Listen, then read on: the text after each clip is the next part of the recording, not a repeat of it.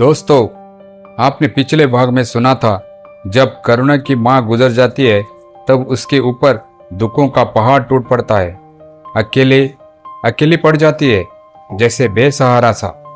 तब उसकी दोस्त उसे सहारा देती है। सबसे ज्यादा चिंता उसी को रहती है।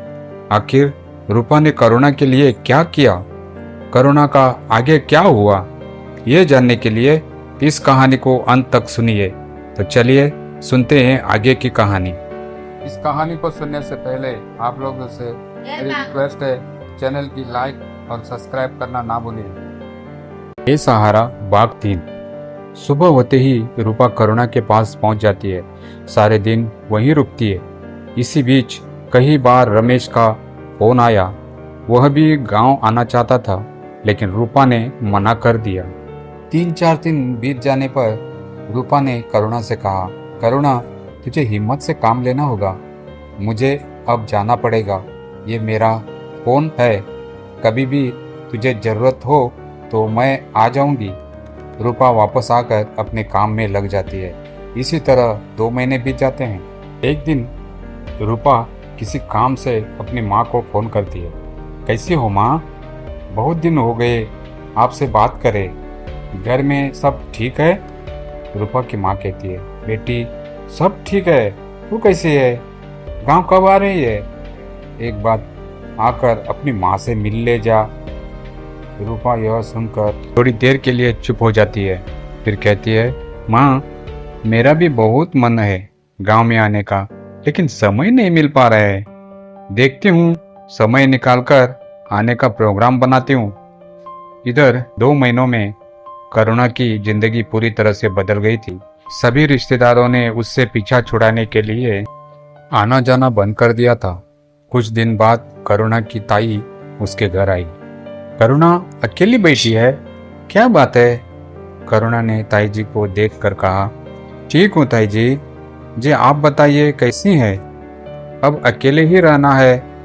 पहले माँ थी तो कोई न कोई आता जाता रहता था, लेकिन अब तो कोई भी नहीं आता।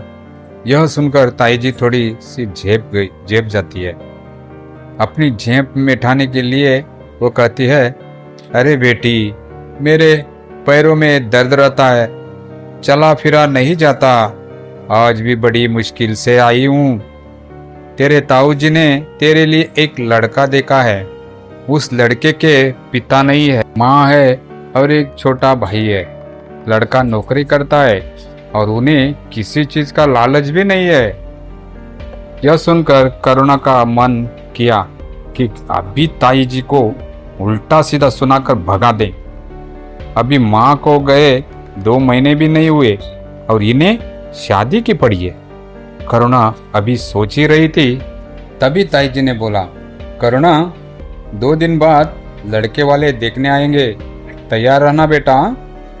और घर को भी अच्छे से साफ कर लेना।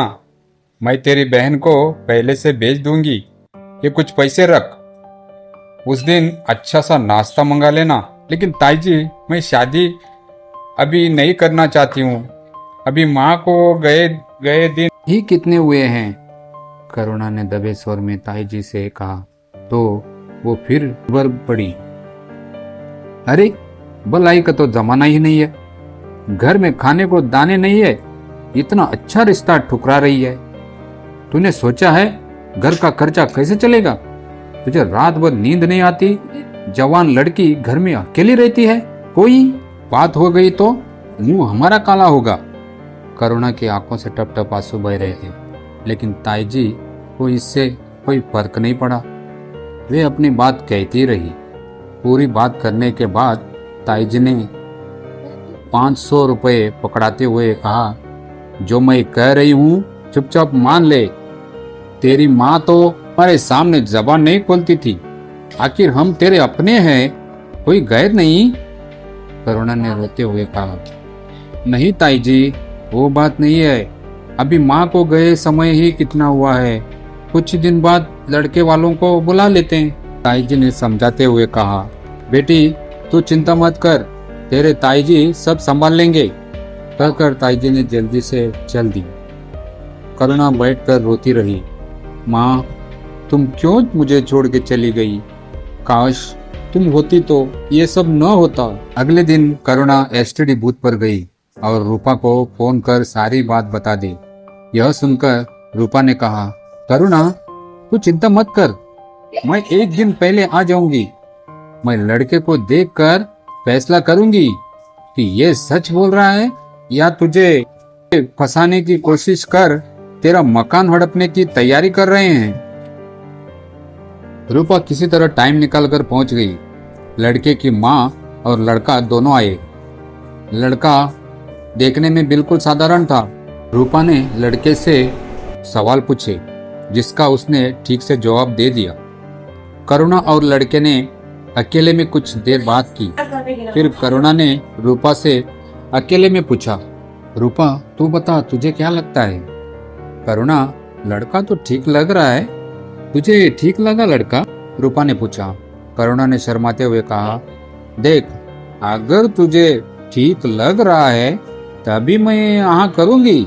रूपा ने उसे समझाते हुए कहा, करुणा कभी कभी हालात से समझौता करना पड़ता है। यहाँ अकेले रहने से तो अच्छा है एक परिवार मिल जाएगा तुझे। रूपा के समझाने से करुणा शादी के लिए मान गई।